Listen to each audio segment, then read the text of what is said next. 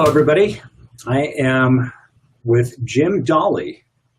Today, we are going to interview him to learn a little bit more about a book that he's recently come out with. It's called The White Investor, A Doctor's Guide to Personal Finance and Investing. Sure grateful to have you here. Appreciate you making time, Jim. Now, I'm glad to be here. Thanks for the invitation. Absolutely. Now, as most of our listeners are aware, the first part of this interview is going to be more of the background, and we'll learn a little bit about what motivated the book, learn a little bit about what motivated his career even before the book, and then get into the book as well. So with that, do you mind just taking us through kind of a snapshot of your background, kind of some of the driving influences that led you into your career? Sure. When I went away to college, my interest was being pre-medical. Okay. I mean, I was interested in science and I was interested in helping people. I really didn't have any interest in any sort of business or finance or anything like that. And then as I progressed through my undergraduate and then went on to medical school, I still didn't have much interest in business. Okay. But I kept running into situations where I felt like I was kind of being taken advantage of by financial professionals. As I moved into residency and actually first started receiving a paycheck, small as it was, I became even more interested in learning how I could manage my finances well. But over and over again, I kept running into that same problem that had happened before. I kept getting taken advantage of by financial professionals. It turned out I've been ripped off by just about every kind of financial professional there is. A realtor, a mortgage lender, an appraiser, an insurance agent, a financial advisor, you name it. I basically found a way to be ripped off by all of them. And so about halfway through my residency, I realized if I don't start learning some of this finance and investing and business stuff, they're just going to keep taking advantage of me throughout my life. Smart guy. So I started going next door to the used bookstore on the corner and reading financial books. And a lot of them were boring. Many of them were terrible, but a few of them were good. And after a while, I realized this stuff isn't that complicated. Yeah. And I started participating in online forums and blogs. And after a while, I realized I was doing far more teaching than I was learning, and that there weren't any other doctors out there who really knew much about this stuff. Okay. And so in 2011, I decided to start a website called The White Investor. And it was primarily a blog. And it really took off just because nobody else was out there doing this. And the need was so great just to get basic personal finance and basic investing information into the hands of doctors. These people who have a high income, but not because of their business savvy. By the time a small businessman makes a physician-like income, he's got a lot of business savvy. But a physician makes it by virtue of rather specialized knowledge and set of skills, and so doesn't necessarily have the ability to manage it well. It's a little bit like an artist or a performer or a professional athlete that way. Yeah. Okay. And those people are all classically taken advantage of by financial services professionals.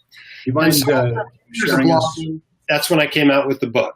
My readers encouraged me to write the book, which I self-published in 2014. And it amazingly remained a bestseller ever since. And so it's been really a lot of fun to see that take off as well, just because some people that aren't really into blogs will read a book. Right. Now, let's back up just a minute, if it's okay. What kind of a doctor are you? I did a residency in emergency medicine. Emergency medicine. So I practice in emergency department, whatever comes through the doors. Nights, weekends, holidays, evenings, heart attacks, chest pain, belly pain, shortness of breath. Altered mental status, drug abuse, trauma, you name it, whatever comes through the doors, which I think is absolutely fascinating. But I still certainly enjoy it and anticipate doing it for a long career. But I'll tell you what, practicing medicine is a lot more fun when you don't have to. Now, what was your initial motivation to become a doctor? Some of the driving forces? Well, I think it's probably a similar story to most doctors, to be honest with you. When you go to medical school, when you apply to medical schools, you write an essay about why you're applying. Right. And most people have some form of, I like science and I love helping people. And that was basically my motivation. I really wanted to help people. I really did have that desire. Now, somewhere in the back of my mind, I had this idea that this was also a career that would pay me well and that I wouldn't have financial issues if I went into it. Right. And I'm sure that was in the back of my mind somewhere. But like most pre-med students, I was very idealistic and really was not focused on that at all. Right. I'd grown up not rich, but certainly not poor. Sure. But I anticipated that my financial situation would probably be better than my parents' was if I went into medicine. But for many doctors these days, that's not necessarily the case. Just because they don't get a handle on their finances early in their. Now, Jim, you said that you initially started as an emergency doctor. Do you work in a hospital or outside of residency? Did you work in a hospital, or are you in an independent clinic, or what does that look like for you? As an emergency physician, all of my work is done inside an emergency department in a hospital. It is in a hospital. So okay. there's no separate clinic. It's whatever comes through the doors of the hospital. Okay. My group staffs 2 different hospitals, and so basically all patients that come to the emergency department of either of those hospitals are seen by myself or one of my partners. Okay, so you work in the hospital. Do you work for the hospital, or are you with an independent group? We're an independent group that contracts with the hospital to provide physician services. Okay, so I asked that because when you talked about how part of your experience is feeling like a lot of these financial, real estate, a lot of these business individuals that came into your life where you kind of felt like they were taking advantage of you because you make in their eyes you make all this money, you can afford all these things. So it's important to know that you're part of an independent organization. Did you feel like you were kind of rushed into things right out of residency because of that perception that you make all this money, you can afford all these things? Well, I don't know that I was rushed into anything, but doctors certainly have a target on their back as far as being, ideal clients for financial advisors and other people. I mean, if a doctor makes more money, he tends to get a bigger mortgage. So who does a lender want to loan to? He wants to loan to people with the biggest mortgages. Same thing with disability insurance or life insurance. So who do insurance agents want to sell to? Well, doctors. Financial advisors, they want to maximize the number of assets under management. So they got to go to someone who's got enough income that hopefully they'll eventually have some assets under management. Whereas it's much harder for them to stay in business going after people that are making $40,000 a year. Right. So let me ask, so you started this website, you had a blog, you had a lot of questions come in through a series of question and answer. You ultimately determined that there's enough content, enough demand where you wanted to kind of encapsulate it in a book. And then you say it's now become a bestseller. Well, do you mind talking to us about who some of these practices are? Are they dental offices? Are they surgeons? I mean, who are the typical doctors that have come to you for the advice? My typical reader is either a medical student, a dental student, a resident, or a young or even an older physician. But typically it's people looking for help, often very early in their career, trying to figure out what the deal is with disability insurance, or what the deal is with opening a Roth IRA, or how they should invest their 401k. Relatively basic questions for those who are involved in the personal finance space, but it's just stuff that's never been taught to them before. And in our increasingly complex financial world, if you have even a little bit of personal finance knowledge, it's like having a superpower. And so I try to pass that superpower to as many physicians and other high-income professionals as I can. I like that. So this book, then, you self-published it? What was that process like? Well, it's very interesting. I'm surprised that traditional publishers are still in business, to be honest with you. If you publish a traditional book through a traditional publisher, and you might get $0.25 or $1 for every copy that's sold. Whereas if you're selling a $25 book on Amazon, you'll get about $12 for selling a book. So you lose a lot to the publisher. If you can take care of the publishing and the marketing yourself, that's really where all the money is in books. And so that was part of my motivation to do it. I didn't know the process of going through a regular publisher, but it's pretty darn easy to type a few things into Google and figure out how to self-publish. Maybe that's the reason why there's lots of lousy books out there these days. I don't know. Right. But if you write good content and you market it well, people are going to buy it. They don't care if it's self-published or whether it comes from some fancy New York publisher or not. They want the information. They don't care about the glossy cover. Exactly. Talk to us about how you've marketed your book. Well, the main way I marketed it is through my blog. I've got a blog that sees 500,000 page views every month. Wow. And so it's fairly easy to market my book through my blog. But in the beginning, I did a bit of a virtual book tour. I went around and guest posted on a bunch of other blogs, let some other forums know about the book, and that sort of thing. And with Amazon, as soon as you sell a few copies of the book, Amazon starts marketing it for you. Oh, do they? And so really, beyond that, other than the ongoing marketing I do on my own website, which is basically just a banner ad, Amazon does all the work. So I really don't have any ongoing marketing. It's been the best thing I ever did for passive income. That's fantastic. But it's just, it's been great to see how many people's lives it's changed. Because I did something at the end of the book. I gave them my email address. I said, you want to email me? Email me. And I get emails all the time just saying thank you for such a great resource. And so that's been wonderful to interact with those people and get the feedback. And that's really why the book's so good, is because I was able to incorporate a lot of feedback into it at the beginning. I really admire you for what you're doing. There are different seasons of life a lot of people go through, where you've got that learning season, that earning season, and then that returning season. But this book is a tremendous way to give back, and really, it sounds like you've helped a lot of people.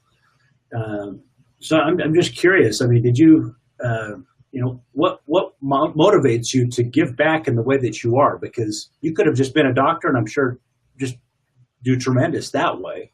But is this just part of your background and your upbringing? I've certainly always been interested in helping people. That's what drove me into medicine in the beginning. But it's really gratifying to also help the helpers. These are people who've committed their lives to caring for the sick and injured.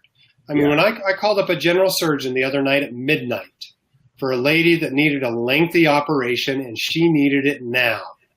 And did he ask me if she was going to be able to pay her? No. All he said is, I'll be there in 10 minutes. And he came in, took her to the operating room. This was a lady neither one of us thought was going to live. And he pulled her through. The surgeon was there. The anesthesiologist was there. Now there's an intensivist also helping take care of her. These are people who are not doing it just for the money. Right. So it's wonderful to be able to help those people out. Yeah, absolutely. Well, again, I highly respect what you're doing. You've got a podcast as well. As that resulted a lot of the questions, so that you can answer people in more of an open type of a setting where people can go back and forth? Talk to us about that a little bit. Well, I think I'm just trying to meet people where they are. What I found with the book is that there are people that will read a book that won't read a blog. And I discovered that there are people that will read emails that won't come to my website. And I've discovered there are people who will listen to a podcast on their way to work, but are never going to read a book. And so I'm just trying to get basically the same message to you in whatever format you want to hear it. Okay. And that's really my goal with going into a podcast. And I'll probably start a YouTube channel as well. And I'm looking at maybe starting an online course, and maybe even getting a course into some medical schools. Fantastic. So I've got a lot of other opportunities, and just limited by time and energy, really, at this point. Absolutely. Do you mind if I ask, are you married? Do you have a family? I am. I'm married with 4 wonderful children. Oh, okay. And so there's always other things pulling for our time and energy. Yes. Yeah. But I think there's some real purpose in work. At this point in my life, if I'm not financially independent, I will be soon. And work isn't so much about making the money as it is about finding some purpose in life and trying to contribute to the community around me. Well said. Well said. Now, we met through a connection with the SOPE, the Society of Physician Entrepreneurs. I understand there is quite a bit of involvement you have in that. Do you mind just talking through what the SOPE is and again, what your involvement is? Well, I'm not terribly involved. I certainly have attended meetings, and I like the idea of physicians learning about entrepreneurship and business. But I'm certainly not an officer in any way in the organization. Okay. But I can't promote the good it does, any more than I already am. It's a wonderful thing to be involved in. Yeah, I think from what I understand, that's basically a place that a doctor and an entrepreneur like yourself can go and connect with other doctor entrepreneurs to then expand their platforms and their influence on whatever kind of an entrepreneurial venture they're doing. Yeah, and there are a lot of other people involved in it as well, from angel investors to people who are just really interested in entrepreneurship. And so it's a good place to make connections. Unlike medicine, the business world is all run off connections. And that's a new thing for doctors to learn, is you've got to get out there and actually connect with people if you want to get very far. Well, honestly, that's a challenge for business people too. Networking has kind of a negative cliche to it, a negative connotation. And so I think it's great that you're getting out and doing that. Well, where can people find the book? Well, the book's available on Amazon. You can buy it anywhere else, really, that books are sold. But Amazon's probably the easiest. It's available on Kindle. There's an audio version as well if you're interested in that. If you just want to learn more about it or about the message and the mission I'm trying to do here, you can learn about that at whitecoatinvestor.com. Fantastic. Well, we sure appreciate you being on the show with us. A couple more questions, and we'll kind of wrap things up.